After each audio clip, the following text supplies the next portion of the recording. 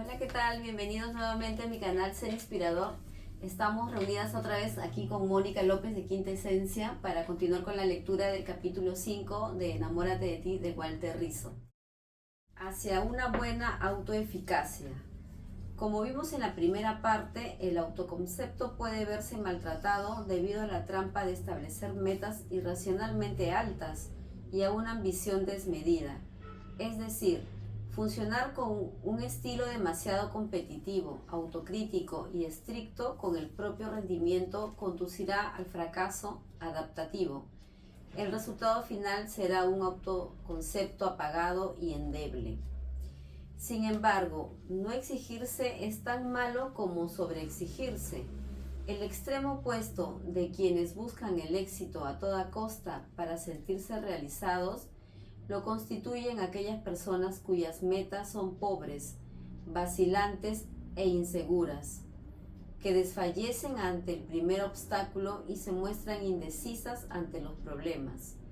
Así como la autoeficacia desmedida destruye y castiga la autoestima, la falta de ambición impide el crecimiento psicológico. Es tan malo ser obsesivo como tirar la toalla antes de tiempo. Los retos y los propios desafíos son el alimento principal con los cuales se nutre el autoconcepto e incluso le dan sentido a la vida. Si no posees metas, son demasiado diminutas o no enfrentas los problemas, tu yo no podrá desarrollarse adecuadamente.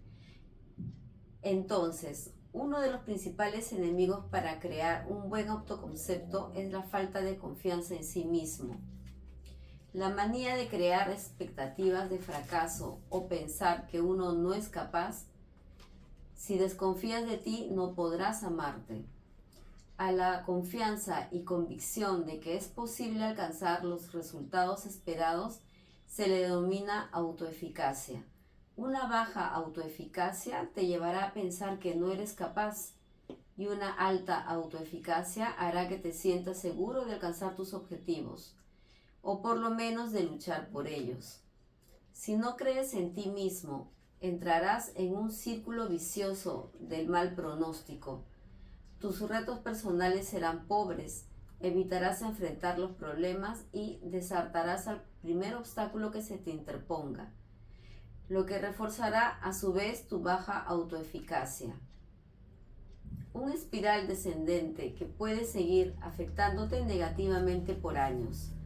Por el contrario, una alta autoeficacia hará que tus metas sean sólidas, te permitirá persistir ante los imponderables y afrontar los problemas de una manera adecuada. Lucharás por lo que crees de manera segura y persistente, no importa que ganes. La autoeficacia es básicamente una opinión afectiva de uno mismo. Muchas personas pueden pensar que poseen las competencias y capacidades necesarias para obtener determinados resultados y aún así no estar convencidas de alcanzar exitosamente las metas. Imaginemos un atleta próximo a realizar un salto con garrocha, donde hay en juego una medalla de oro. Supongamos que el competidor está seguro de poseer las habilidades necesarias para su ejecución exitosa, un buen entrenamiento, un excelente estado físico y el público a favor. Consideremos además que en los entrenamientos ya había superado la marca a la cual se enfrenta. Todo está a su favor. Sin embargo, de pronto e inexplicablemente él duda. Se pregunta a sí mismo lo que jamás debería preguntarse: ¿seré capaz? ¿Y si me equivoco en el salto? Si la duda crece y se mantiene, generará ansiedad y tensión. Sus músculos no responderán y el salto no será bueno. Y ahí comenzará su vía crucis. Posiblemente en la próxima competencia anticipará el fracaso debido a pensamientos similares de desconfianza en sí mismo. La pregunta se convertirá en afirmación: no soy capaz, aunque todo esté a su favor. 3 causas de la baja autoeficacia. La expectativa de ser exitoso no solamente implica como aparentemente podría pensarse, un análisis racional y frío de las posibilidades objetivas de éxito, sino también la valoración subjetiva de qué tan capaz se siente el sujeto. Como cualquier creencia, esta última valoración también es cuestión de fe y de confianza. Queda claro que la desconfianza en el propio yo barre con las capacidades y o habilidades de cualquiera. En mi consulta psicológica veo a diario personas que, aunque poseen todos los recursos necesarios, fracasan porque su autoeficacia es débil. Más aún, una mayoría considerable de ellas ni siquiera intenta luchar por sus metas. Su argumento es: no seré capaz de hacerlo. ¿Para qué intentarlo? Cuando se les plantea las altas probabilidades de éxito, mostrando que los pros son más que los contras y que poseen las competencias e inteligencia necesaria, suelen contestar: usted tiene razón, tengo todo a favor, pero no me tengo confianza. Si se les presenta la alternativa de intentarlo de todas maneras y arriesgarse a ver qué ocurre, insisten en su oscuro vaticinio. ¿Para qué? Yo sé que me va a ir mal. ¿Cómo pueden llegar los seres humanos a dudar de sí mismos y a resignarse ante el sufrimiento y la adversidad sin intentar producir cambios cuando existe la posibilidad de lograrlo? ¿Cómo se organiza un esquema de perdedor? ¿Por qué se hacen anticipaciones negativas del propio rendimiento en situaciones fáciles y potencialmente exitosas? ¿Por qué algunas personas se inmovilizan ante la posibilidad de superar las dificultades pudiendo hacerlo?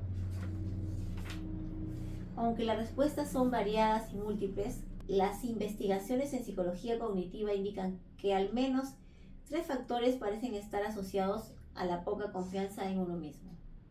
La percepción de que ya nada puede hacerse, el punto de control y los estilos de atribución. Veamos cada uno por separado. La percepción de que ya nada puede hacerse. La imposibilidad de modificar un evento doloroso o estresante logra generar depresión y desconfianza en uno mismo. Si estás en una situación dañina para ti y piensas que nada de lo que hagas podrá cambiarla, ese solo pensamiento mermará tus fuerzas y te llevará a la desesperanza. Por ejemplo, una historia de fracasos continuos es posible que produzcan una percepción de incapacidad y que empieces a considerar obtener éxito como algo muy poco probable. La experiencia de no tener el control tiene un efecto demoledor sobre la conducta de lucha en las personas, y más aún si son poco resistentes o resilientes. Veamos un experimento clásico realizado con animales hace algunos años en psicología experimental. En una caja que no presentaba posibilidades de escape y cuyo suelo estaba formado por una rejilla conectada a una fuente de electricidad, se situó a varios perros pequeños. El experimento consistía en dar choques eléctricos inescapables e impredecibles para los animales y observar su respuesta. Al comienzo los perros intentaban escapar, saltaban, ladraban, corrían por la caja, etc. Sin embargo, al cabo de un tiempo comenzaban a mostrar una conducta pasiva. Se quedaban inmóviles y aislados. Se veían tristes y dejaban de comer. Parecían resignados a su suerte. El experimentador decidió entonces cambiarlos a una nueva caja a la cual se le agregó una puerta para que pudieran escapar si recibían las descargas. Era de esperar que ante la nueva posibilidad de huida, los perros aprendieran a evitar los choques eléctricos y salieran por la puerta. Pero no fue esto lo que ocurrió. Para sorpresa de todos, los animales seguían soportando el castigo, y pese a repetir los ensayos una y otra vez, los perros no escapaban a los choques. Ignoraban la nueva alternativa de escape y se resistían a salir del lugar. La única forma de que aprendieran a evitar los choques eléctricos fue llevarlos a la fuerza un sinnúmero de veces fuera de la caja, y solo así comprendieron que la puerta abierta era realmente una alternativa de alivio y solución. La única terapia para los perros fue mostrarles en los hechos e insistentemente que estaban equivocados. Los investigadores interpretaron que este fenómeno, al cual llamaron desesperanza aprendida, era causado por una percepción de nada puede hacerse por parte de los perros, ya que las descargas eran incontrolables por ellos. Es decir, los animales obraron como si hubieran percibido que sus esfuerzos eran inútiles e ineficaces para lograr controlar el castigo, y simplemente se resignaron al dolor agobiante. Pensaron que, hicieran lo que hicieran, nada podía salvarlos. Veían la puerta, pero no el escape que proporcionaba la misma. Otros experimentos realizados en humanos ante situaciones donde los implicados perciben que no tiene control alguno sobre la situación negativa, distintas al choque eléctrico, han arrojado resultados similares. La percepción de no control de eventos aversivos produce una baja en la autoeficacia o en la confianza de sí mismo. Una mala racha suele ser suficiente para generar sentimientos de inseguridad. De manera similar, si el fracaso se ve como ineludible, sobrevendrán sentimientos de ineficacia que podrán ser generalizados a nuevas situaciones. El sujeto llegará a considerarse inepto para hallar prácticamente cualquier solución, y aunque ésta se le presente como alternativa viable, y a veces en las propias narices, la descartará por considerarse el mismo incompetente. Afortunadamente, como veremos más adelante, este panorama desalentador puede modificarse si decides atreverte a enfrentar los problemas y a correr riesgos. Lo que jamás debes perder es tu capacidad de lucha.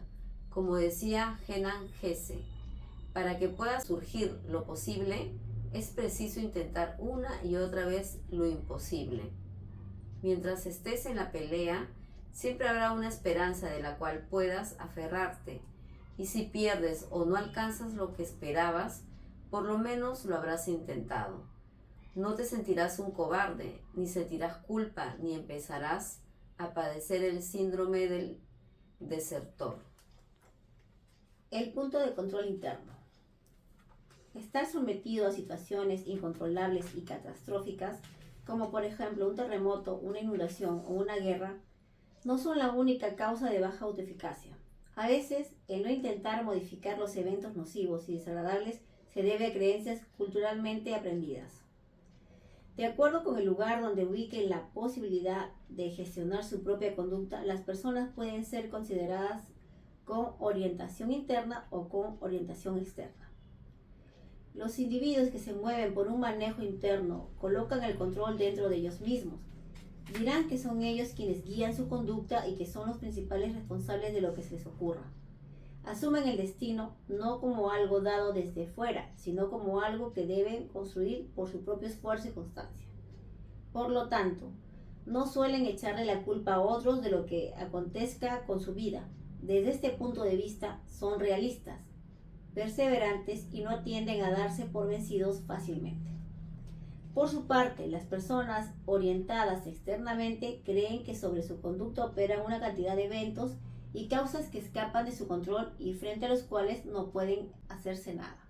Por ejemplo, la suerte, los astros, los ovnis, el destino, etc.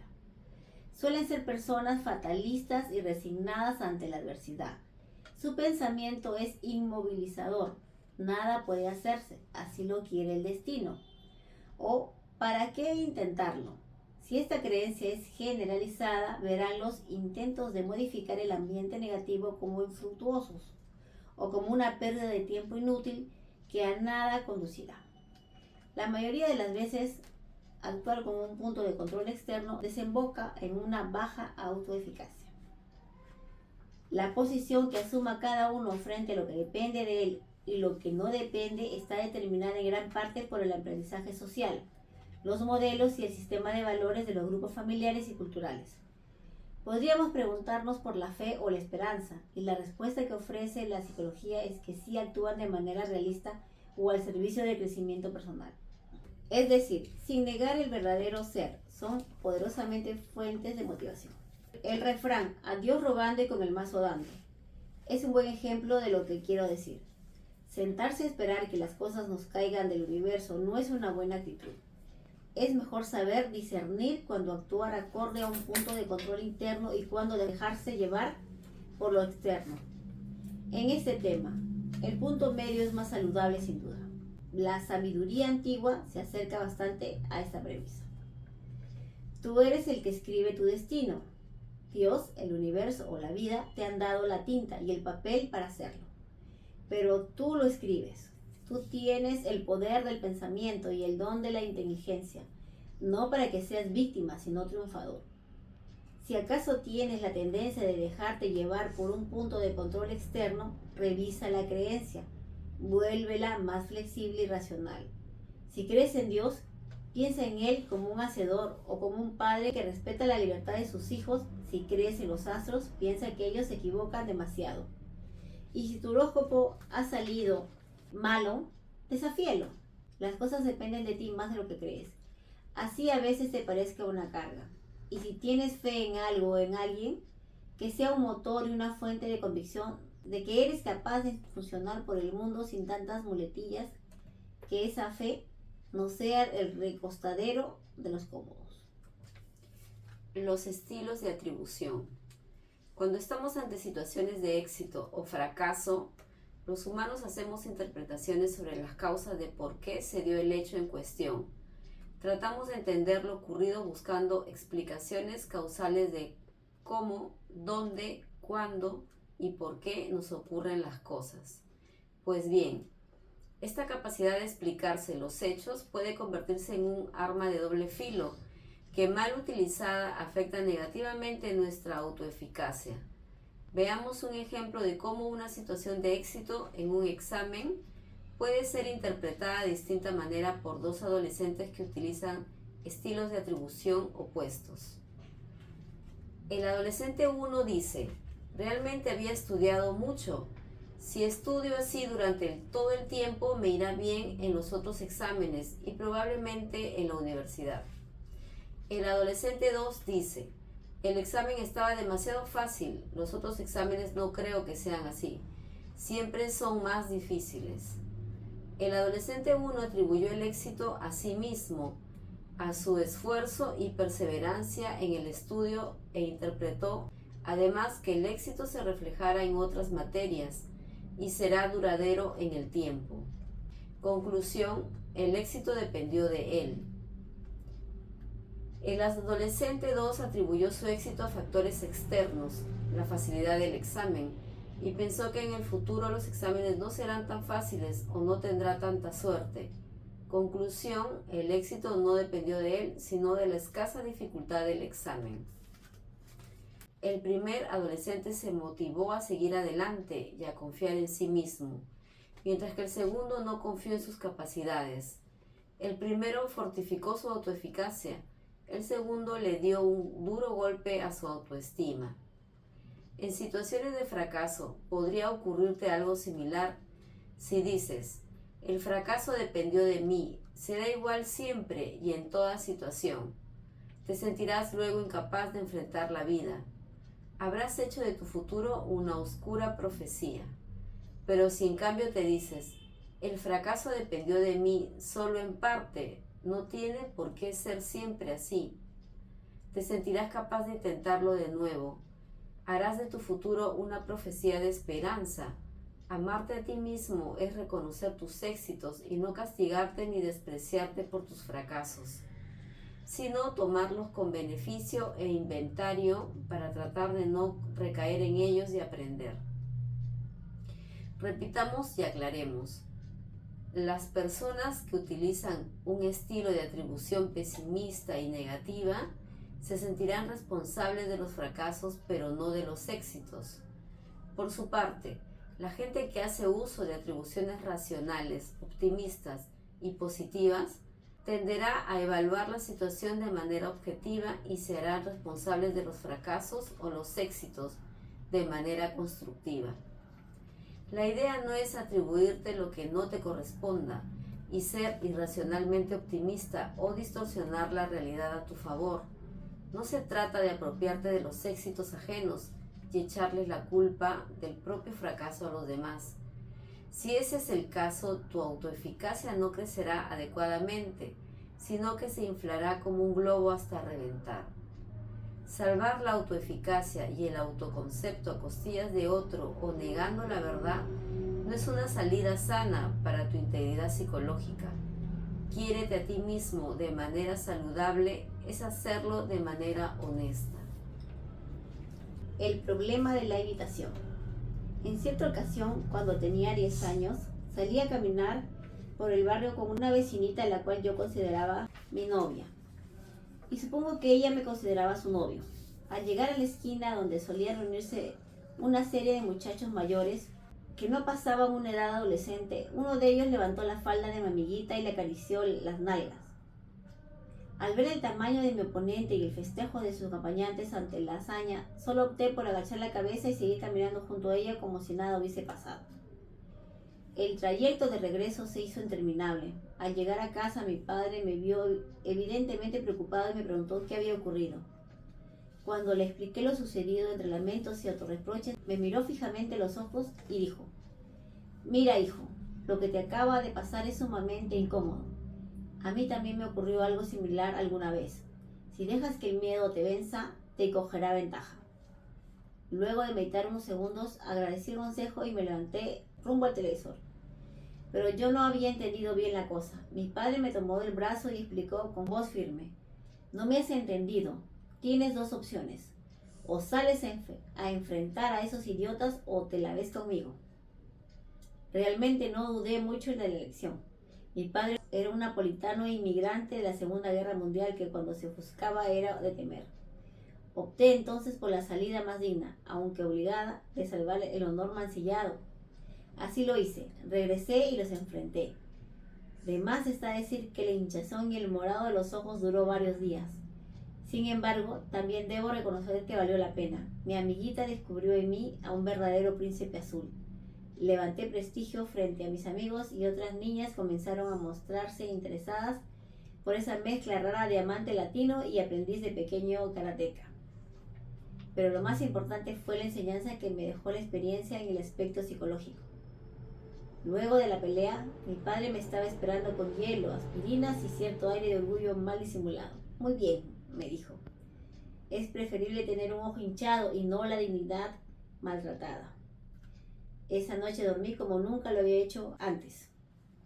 Maquiavelo dice: «Los fantasmas asustan más de lejos que de cerca». Eso es verdad. La única manera de vencer el miedo es enfrentándolo. De igual modo, no hay otra forma de solucionar un problema que afrontarlo abiertamente y con la menor cantidad posible de subterfugios.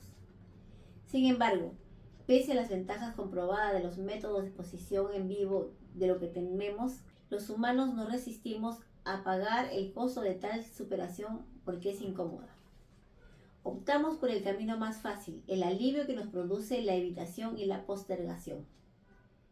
La evitación impide que el organismo esté expuesto al tiempo suficiente para vencer el miedo. Desconfirmar la creencia irracional es que nos empujan a actuar inadecuadamente o a solucionar el problema de que se trate. Enfrentarse a cosas desagradables es molesto y puede llegar a ser doloroso, pero es el precio para modificarlas y vencerlas. ¿Qué opinarías de alguien que prefiere no curarse su amigdalitis, sabiendo las graves consecuencias de una fiebre reumática por no soportar el chuzón de una inyección? En los trastornos graves de pánico está comprobado que la mejor estrategia terapéutica es la exposición a la fuente fóbica. En estos casos, cuando el sujeto se somete al miedo, la adrenalina se dispara y produce determinadas reacciones fisiológicas, como taquicardia, sudor, cambios de temperatura, náuseas, mareo, etc. Estas sensaciones son incómodas, pero después, si se logra mantener la exposición el tiempo suficiente, disminuyen, se agotan y el organismo se habitúa al objeto temido. Esto se denomina extinción del miedo. Por desgracia, no soportamos el tiempo necesario de acostumbramiento y escapamos antes de que la extinción ocurra. Si quieres superar tus inseguridades, debes ponerte a prueba y exponerte. Debes arriesgarte y someterte a confrontación las ideas infundadas o erróneas que tienes de ti mismo. Si haces de la evitación una costumbre, nunca sabrás valorarte. La baja autoeficacia produce efectos similares a los arriba mencionados. Los sentimientos de inseguridad que produce la idea de que uno es incapaz impide que se persista el tiempo necesario para superar los inconvenientes, debido a que cualquier obstáculo será visto como un abismo infranqueable del cual hay que alejarse rápidamente. Con esta manera de obrar, las anticipaciones catastróficas de fracaso absoluto nunca podrán ser rebatidas y contrastadas en la práctica. ¿Qué tal, Mónica? Qué interesante, ¿no? Sí, Francis, mira lo que venimos a descubrir leyendo este libro, ¿no? La importancia del concepto de autoeficacia, el saber que la confianza o las creencias que tienes de ti mismo son importantes y cómo estas influyen, cómo vas a reaccionar o cómo vas a actuar ante una situación. Y eso también, viéndolo, o sea, pensando, conversando, viene desde pequeñitos, ¿no? O sea, el cómo nos han reforzado nuestra autoestima, eso va marcando nuestra autoeficacia, de cómo nos hablamos y si nos decimos con esa vocecita interna que soy capaz o que no lo puedo hacer, y eso ya nos marca para no poder lograr nuestros objetivos. Sí, y cómo vamos creando, ¿no? Creando esas ideas, esas creencias limitantes sobre nuestra capacidad. Y luego también en la parte del control interno, ¿no? Nos cuesta a las personas darnos cuenta de que nosotros somos responsables, ¿no? Ese es el control interno, ¿no? Yo me hago responsable de los actos y las consecuencias de todo lo que yo decida lo voy a crear yo, ¿no? O en la otra parte que dice el control externo, cuando yo no me hago responsable de mis actos y sus consecuencias y le echo la culpa a los demás, ¿no? Por ejemplo, ¿no? Cuando ese llegó tarde a un sitio, no es que el carro me dejó, no es que mi alarma no sonó, ¿no? Entonces evitamos darnos cuenta de que nosotros somos los encargados de desarrollar esa confianza y esa autoeficacia. Es que es más fácil echarle la culpa al resto, ¿no? Claro, es también aprendido. Recordemos que estas conductas se aprenden en casa y luego son reforzadas en el contexto educativo a través de los profesores y luego más con los amigos, ¿no? Entonces, tal vez cuando eres niño no te das cuenta de esto, o cuando tenemos a nuestros padres, los padres tampoco no tienen el conocimiento adecuado o no tienen todo ese bagaje que necesitan para ser padres, por lo mismo que no hay una escuela, no hay una preparación para ser padres, entonces se cometen estos errores, ¿no? Pero ya como tú como adulto puedes tomar la decisión de modificar esto, ¿no? Para eso están este tipo de libros y este tipo de videos que estamos elaborando, ¿no? Para poder dar a conocer a ustedes, los adultos o los padres o madres, para que puedan mejorar y corregir estas situaciones para empoderar a sus hijos. Sí, porque yo he visto y conozco personas que no asumen, siendo inclusive hasta adultos, no asumen su parte, no asumen su responsabilidad. Y yo creo que cuando uno como mamá o como educador, ¿no?, ve ciertas actitudes o ve cómo se comporta el niño, o sea, de acuerdo a asumir su responsabilidad de pequeñas cosas, inclusive de acuerdo a la edad del niño, ¿no? De decirle, conversarle y decirle, o sea, que lo que sucede son de acuerdo a sus decisiones, y él tiene que asumir desde pequeño las consecuencias, ¿no? Y eso ya, mientras vamos siendo adultos, igual cada uno tiene que hacerse responsable de su vida, de sus decisiones, y lo que le pase es por lo que él mismo decidió hacer. Es correcto. Muy interesante. Bueno, Mónica, muchas gracias por estar nuevamente aquí, gracias a ustedes por acompañarnos. Y nos vemos en la segunda parte de este capítulo en el canal de Mónica, que ya lo vamos a compartir. Gracias por todo y que espero que nos acompañen.